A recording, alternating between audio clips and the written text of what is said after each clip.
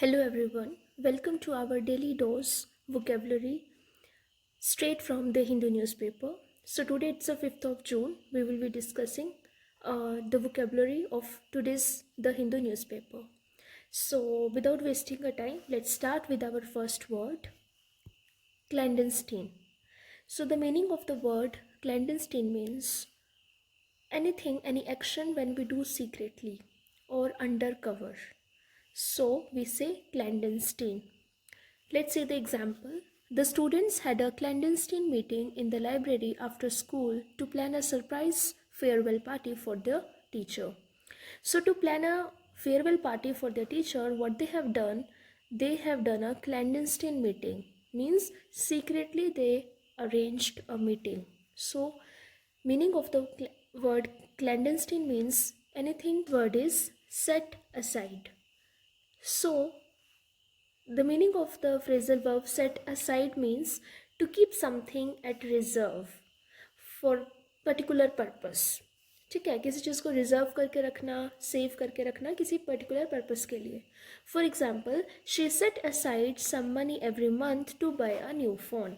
She wants to buy a phone, so every month she is putting some money as we can say that to save that money. So she is putting that particular fund set aside.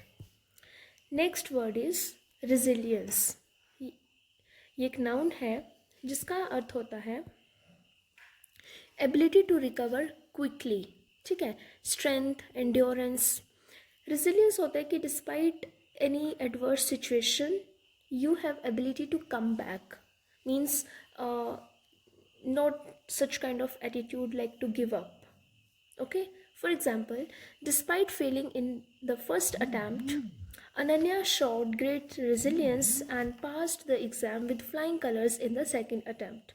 So first exam के बाद उसने give up नहीं किया, उसने resilient बनाए रखा और she passed the exam. So resilience means कि when you are not giving up, ठीक है, you are recovering it quickly. That is resilience.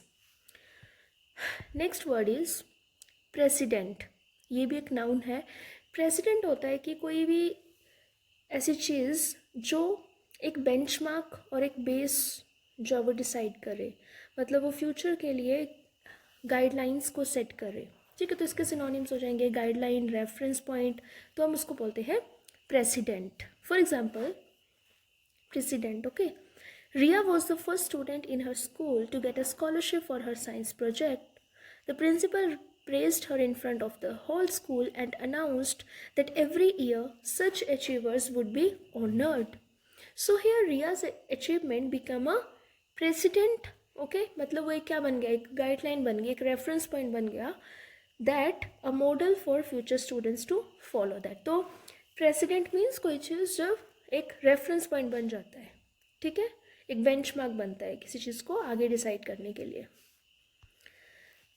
Next word is parsimonious. एक बहुत अच्छा वर्ड है पार्सिमोनियस.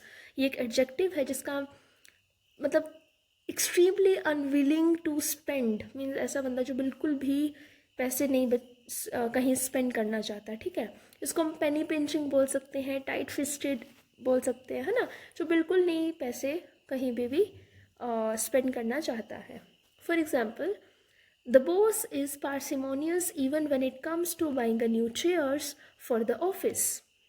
तो यहाँ पे बॉस जो है वो बिल्कुल भी पैसे स्पेंड नहीं करना चाहता नई चीज़ों को, नई कुर्सी को खरीदने के लिए. We have been using broken ones for months. तो parsimonious means you are not willing to spend money, so parsimonious. Okay, next is root out. root out means एक phrasal verb है जिसको बोलते हैं कि किस चीज़ को completely remove कर देना, है ना. root out, root से ही मतलब उसको अलग कर देना, मतलब किसी भी प्रॉब्लम को जड़ से जो है वो हमें रिमूव कर देना. ठीक है, सिनोनिम्स वही हो जाएंगे, remove, eradicate, wipe out. Examples देखते हैं. She tried to root out all the weeds from her garden before planting new flowers. है ना. Next is it takes time to root out old bad habits, but it's not impossible. तो जब हमें मान लीजिए कोई बुरी आदतें हैं और जब आप उसको अपनी लाइफ से रिमूव कर रहे हो, है ना, तो उसको बोलेंगे हम root out all bad habits, and it takes time, right? Fine. Next is weather the storm. Weather the storm होता है कि जब टफ टाइम है तब भी आप जो है वो सर्वाइव कर लिए, ठीक है, मीन्स आपने गिव अप नहीं किया, you showed your courage. So weather the storm, to survive a tough time, ठीक है, सिनोनिम्स ये हो जाएंगे survive the crisis and face the challenge. Example, during the pandemic small businesses had to weather the storm with limited resources and no income. A true leader doesn't panic. He helps his team weather the storm. ठीक है, next word is retaliate. Retaliate एक verb है। Retaliate होता है कि किसी action पे आप जब रिएक्शन करते हो तो उसको रिटेलिएट कहते हैं। Means to strike back, reciprocate करना, रिवेंज। यूजली रिवेंज यही होता है कि कोई आपके साथ गलत कर रहा है या कोई कुछ भी कर रहा है तो आप भी मतलब उस पर स्ट्राइक बैक करते हो, तो उसको हम रिटेलिएट कहते हैं। When Sarah's brother teased her, she decided not to retaliate and ignored him. So here Sarah, she did not retaliate. Okay. Next is vehemently. Vehemently एक एडवर्ब है जिसमें होता है कि vehemently मीन्स आप किसी चीज़ को बहुत strongly या फिर एक्सेप्ट कर रहे हो या डिनाई कर रहे हो, मतलब इट शोज स्ट्रॉन्ग इमोशंस, ठीक है। ये पॉजिटिव भी हो सकता है, नेगेटिव भी। For example, he vehemently argued that the new rule was unfair.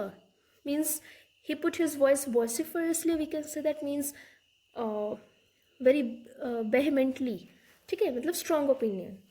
The leader vehemently spoke about the importance of protecting the environment.